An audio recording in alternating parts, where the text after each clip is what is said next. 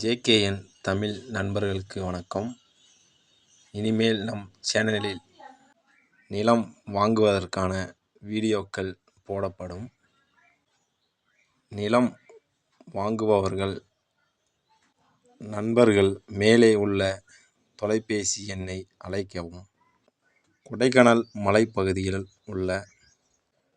வந்துள்ள விவசாய நிலம் 16 ஏக்கர் வந்துள்ளது. காஃபி, மிளகு,